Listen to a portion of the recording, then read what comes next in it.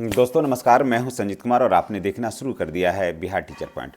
दोस्तों बात करेंगे आज फर्जी प्रमाण पत्र पर काम करने वाले तमाम शिक्षक, चाहे वो नियोजित हों, विशिष्ट हों, बीपीएससी के माध्यम से हों, सभी के सर्टिफिकेटों की होगी जांच।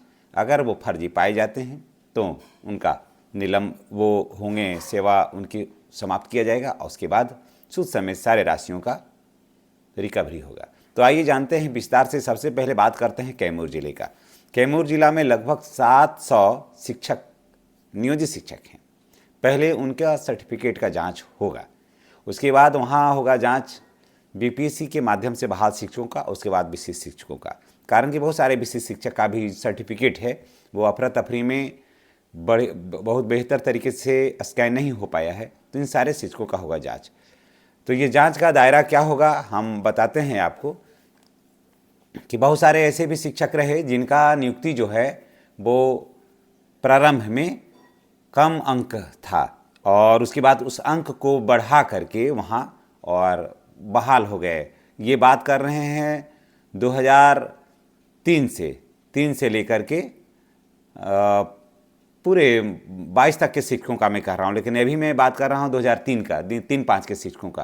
क्या हुआ था कि उस समय मुखिया के माध्यम से बहाली हुई थी। बहाली में क्या हुआ कि लोग, नंबर है अगर सेकेंड डिवीज़न तो उसको फर्स्ट डिवीज़न कर लिया और योगदान कर लिया, और बाद में फिर उसे जब योगदान हो गया तो वहाँ तो कोई नंबर की फिर ज़रूरत थी नहीं, ऐसा नहीं था कि इतना नंबर ही होना चाहिए।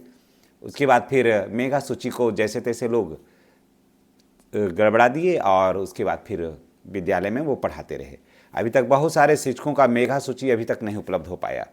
परिणाम ये हुआ कि जब सक्षमता परीक्षा आई तो ये सारे शिक्षक जो थे, जो गड़बड़ करके बैठे थे ऑलरेडी, ये सभी विशिष्ट शिक्षक बन गए। सभी विशिष्ट शिक्षक बन गए, एक धड़ल्ले में एकदम रोकते रोकते भी बन गए। इसके पीछे का कारण क्या था? इसके पीछे का कारण ये था कि इनका मेगा सूची एकदम गड़बड़ था। जितने भी विशेष शिक्षक थे इनका मेगा सूची गड़बड़ है। अगर मांगा जाए तो मैं आपको बताता हूं कि 20% से ज़्यादा जितने भी विशेष शिक्षक हैं उनका 20% से ज़्यादा मेगा सूची है ही नहीं, समझ गए? या फिर उनका पीछे का विद्यालय का रिकॉर्ड अगर मांगा जाए तो कितने नंबर पर वो विद्यालय में योगदान किए थे ये साफ पता चल जाएगा। सबसे ज़्यादा गड़बड़ अगर कहीं पर हुआ तो वो विशिष्ट शिक्षकों के लेकर हुआ। अब बात करते हैं नियोजित शिक्षकों का। सरकार को ये संदेह है कि अभी भी 72,000 से ऊपर, लगभग 80,000 से ऊपर नियोजित शिक्षक जो हैं वो परीक्षा नहीं दिए हैं, तो हो सकता है कि उसका सर्टिफिकेट संदिग्ध हो सकता है। सरकार ये नहीं कह रही है, उसकी मंशा ये नहीं है कि संदिग्ध हो सकता है।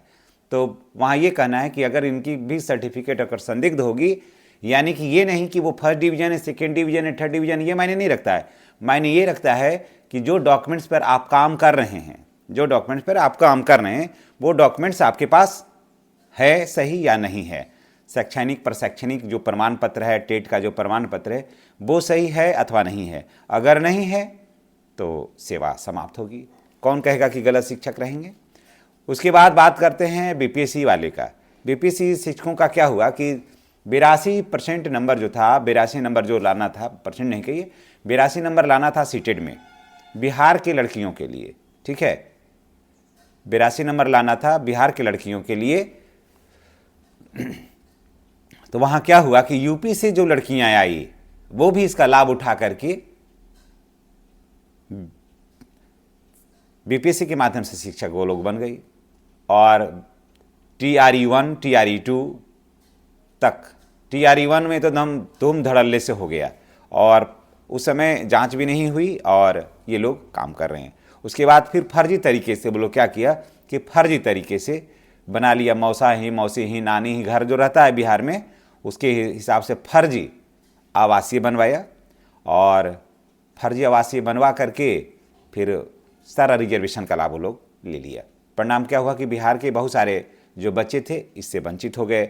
जैसा कि आप सबों को पता भी है कि 3 महीना पहले, नियुक्ति के 3 महीना पहले यूपी में, हरियाणा में 3 लाख रुपया में जो क्वेश्चन TRE1 में आया था वो वहाँ के कोचिंग संस्थानों में बिक रहा था। 3 लाख रुपया में, आपको आश्चर्य होगा, 3 लाख रुपया में वहाँ के कोचिंग संस्थानों में क्वेश्चन बंट रहा था और कोचिंग संस्थान जो थे 3 लाख रुपया लेकर के ही कोचिंग में करवाते थे और 150 क्वेश्चन को वो लोग रटवा दिया 3 महीना में। परिणाम हुआ कि बड़े पैमाने पर जो जो उस कोचिंग के टच में रहा, एक भी ऐसा बच्चा नहीं हुआ कि पास नहीं हुआ।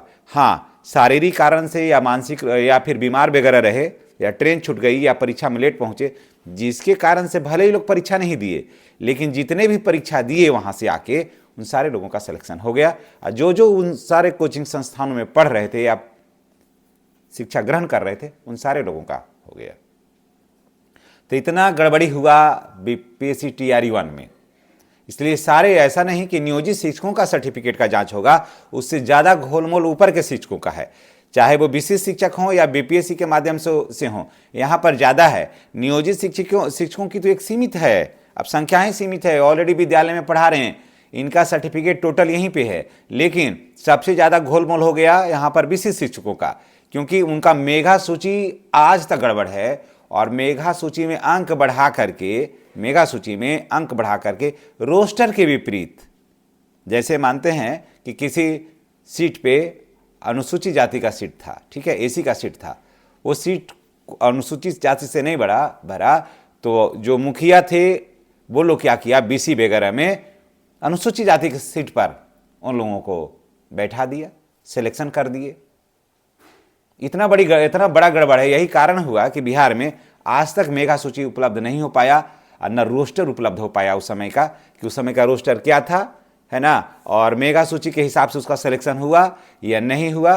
फिर हुआ क्या गड़बड़ी कि मैट्रिक और इंटर में वो लोग जिनका कम नंबर था, मानते हैं कि सेकेंड डिवीजन नंबर था 45, 48, 47 नंबर जो था, उसको 68, 70, 88, 85% नंबर कर लिया।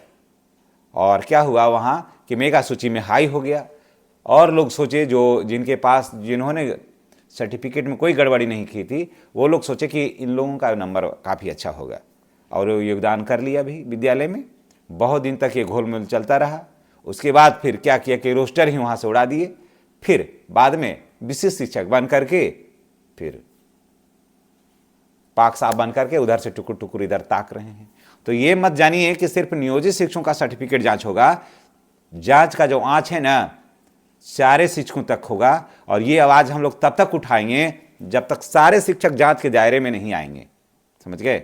ऐसा नहीं कि सिर्फ नियोजित शिक्षक जांच के दायरे में आएंगे, सबसे ज़्यादा जांच के दायरे में वहाँ पर विशिष्ट शिक्षक आएंगे जो अफरा तफरी में चले गए हैं वहाँ, और उनका डॉक्यूमेंट्स का वेरिफिकेशन अभी तक नहीं हुआ है। इसलिए ऐसा नहीं है कि सिर्फ नियोजित शिक्षक, नियोजित हों या विशिष्ट हों या सभी, टोटल शिक्षकों का या फिर प्रधान शिक्षक हैं, बहुत से ऐसे हैं जो प्रधान शिक्षक हैं, सारे शिक्षकों का सर्टिफिकेट का होगा जांच। उसके बाद, क्योंकि जांच अभी किसी का हुआ नहीं है, स्कैन किसी का नहीं हुआ है।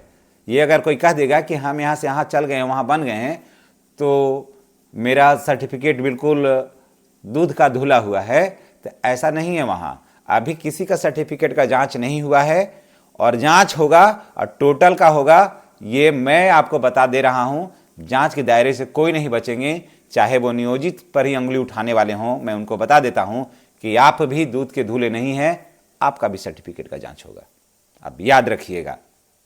और ये मुद्दा मैं इतना तेज़ी से उठाऊंगा, इतना उछालूंगा कि जांच होना ही होगा।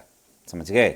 और सारे शिक्षकों का जांच होगा। इसलिए जितने भी नियोजित शिक्षक भाई बहन हैं, अगर कोई जांच के नाम पर आपको डराता है तो डरिए नहीं, सभी का जांच होने वाला है, सभी का जांच होने वाला है। और जो गलत है, हाँ, हम लोग गलत रहेंगे तो हटेंगे, लेकिन उन लोग में भी जो गलत है वो सबको हटेगा। और एक बेहतर बिहार की परिकल्पना जो हमारे माननीय मुख्यमंत्री ने किया है, वो बेहतर बिहार को बनाने में हम उनके कदम से कदम मिला करके चलने में उनका हम पूरा सहयोग करेंगे। धन्यवाद। जय शिक्षक, जय बिहार।